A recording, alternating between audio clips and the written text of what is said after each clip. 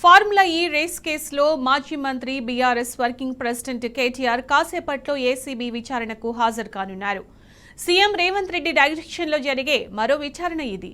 Formula ఈ కేసును కాంగ్రెస్ ప్రభుత్వం మరీ ముఖ్యంగా సీఎం రేవంత్ రెడ్డి రాజకీయ లబ్ధి కోసం వాడుకుంటున్నారని కేటీఆర్ మొదటి నుంచి చెబుతున్నారు. ఈ కేసులో ఎలాంటి అవినీతి లేదని, విచారించదగిన పస లేదని, తన వైఫల్యాలను కప్పిపుచ్చుకునేందుకు, ప్రజల్లో వస్తున్న వ్యతిరేకత దృష్టి మరల్చేందుకు రేవంత్ తన అనుకూల మీడియాతో ఈ కేసును వండి వార్చుతున్నారు.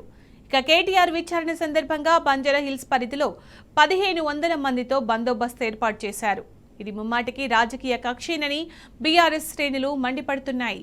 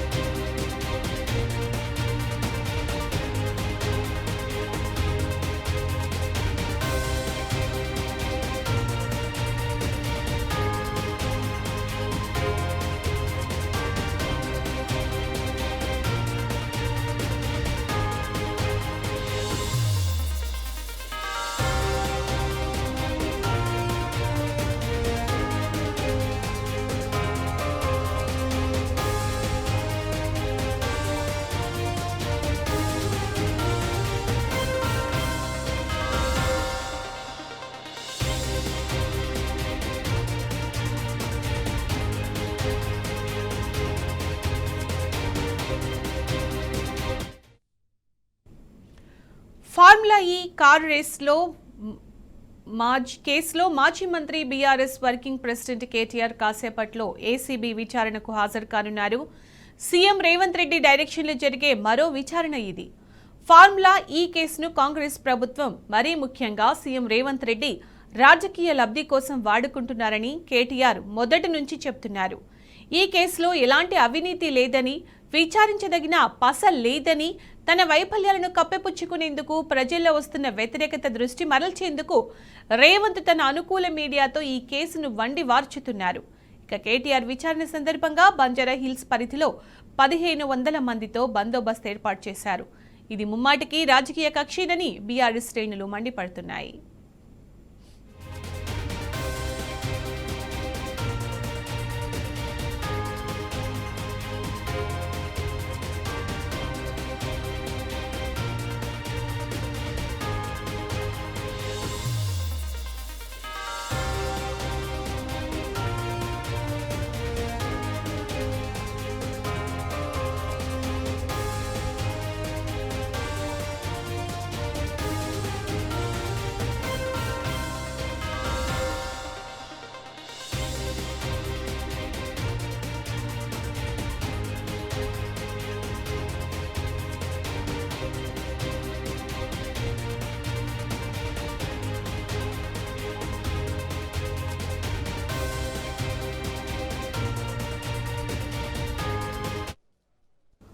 ఎన్ని కుట్రలు చేసినా రాష్ట్ర ప్రభుత్వ వైఫల్యాలను ఎత్తి చూపుతూనే ఉంటానని బీఆర్ఎస్ వర్కింగ్ ప్రెసిడెంట్ కేటీఆర్ తేల్చి చెప్పారు. ప్రభుత్వ విచారణలు, కమిషన్లు, రాజకీయ ప్రతీకార చర్యలతో నిరుత్సాహపడేదే లేదన్నారు.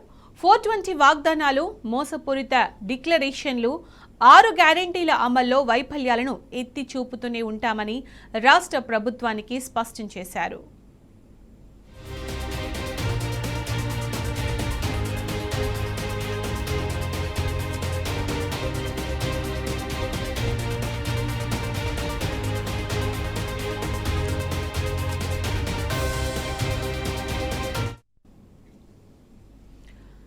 రేవంత్ సర్కార్ కావాలనే కక్షగట్టి బీఆర్ఎస్ వర్కింగ్ ప్రెసిడెంట్ కేటీఆర్ పై కేసులు పెట్టి వేధింపులకు గురి చేస్తోంది.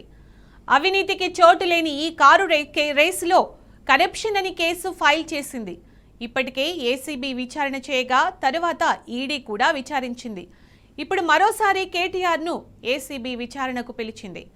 రేవంత్ రెడ్డి అనుభవలేమి వల్ల వరుస తప్పిదాలు చేస్తుంటే బాధ్యత కలిగిన ప్రతిపక్షంగా బీఆర్ఎస్ నేతలు ప్రశ్నిస్తున్నారు. ఈ ప్రశ్నలను ఓర్వలేకపోతున్న సీఎం రేవంత్ రెడ్డి ప్రతిపక్ష నేతలను వరుస కేసులతో వేధింపులకు గురి చేస్తున్నారు. 18 నెలల కాంగ్రెస్ పాలనలో బీఆర్ఎస్ వర్కింగ్ ప్రెసిడెంట్ కేటీఆర్ పై 15కు పైగా అక్రమ కేసులు బనాయించారు. ప్రతిపక్షం అడిగే ప్రశ్నలకు సీఎం రేవంత్ ఎంతలా భయపడుతున్నారో దీన్ని బట్టి అర్థమవుతుందని రాజకీయ విశ్లేషకులు చెబుతున్నారు. కాళేశ్వరం కమిషన్ పేరుతో బీఆర్ఎస్ అధినేత కేసీఆర్ మాజీ మంత్రి హరీష్ రావును వేధింపులకు గురి చేస్తున్నారు. ప్రపంచం గర్వించదగ్గ కాళేశ్వరం ప్రాజెక్ట్ ఫార్ములా ఈ రేస్తో తెలంగాణ ఖ్యాతి నలు దిశలా వ్యాపించింది. సీఎం రేవంత్ రెడ్డి మాత్రం లేని అవినీతిని అంటగట్టేందుకు తెగ ఆరాటపడుతున్నారు. బీఆర్ఎస్ ముఖ్య నేతలను టార్గెట్ చేశారు.